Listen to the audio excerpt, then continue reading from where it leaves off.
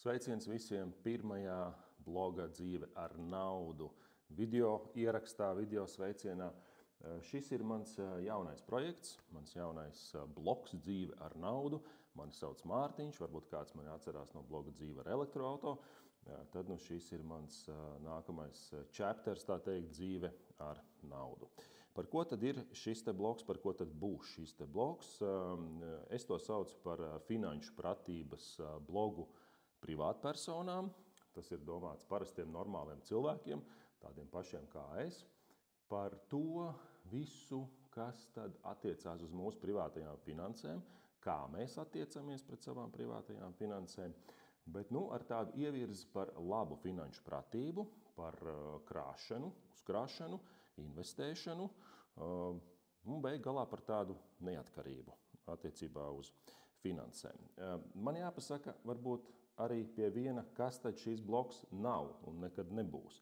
Šis blogs nav kursi, šis blogs nav kaut kādi testi, lekcijas vai nedod Dievs kaut kāda manifestēšana, kur ar domu spēku mēs mēģinām pieburt labāku dzīvesveidu.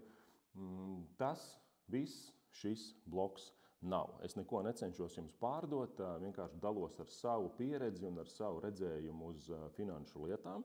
Es esmu parasts, normāls cilvēks, neesmu nekāds miljonārs, bet es ievēroju vienu principu.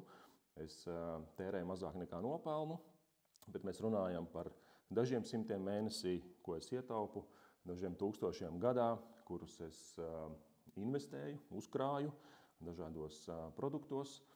Tad par to visu arī būs šis te blogs.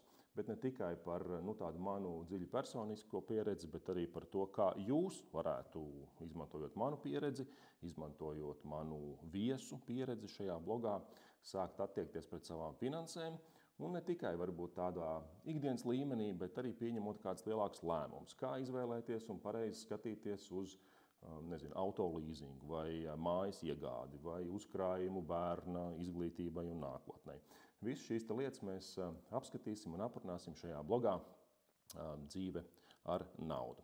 Tad kā tas notiks? Reizēm tie būs tādi video, es viens pret kameru, runāšu ar jums, bet lielākoties tās būs intervijas, tie būs cilvēki, kurus es uzskatu par cienīgiem runāt par finanšu pratību, tādā interviju formātā, par dažādām lietām, kas ar to visu saistās, sarunām, idejām un tādu pieredzes apmaiņu. Par sevi varu pateikt, ka es ticu finanšu sistēmai, es ticu bankām, es ticu privātajiem pensiju fondiem, es ticu akcijām, investīcijām, akcijās, obligācijās, indeksos un tam līdzīgi. Es neticu kriptovalūtām. Šis noteikti nebūs stāsts par ar aicinājumiem investēt naudu šajos te finanšu instrumentos, tātad ne kriptovalūtām, bet jā, visām citām, manuprāt, normālām finanšu pratības, uzkrāšanas un investēšanas lietām. Un visbeidzot, kur tad šis te blogs būs redzams? Pirmkārt, blogam ir mājaslapa dzīvearnauda.lv. Tur jūs varēsiet atrast manus rakstus par šo tēmu.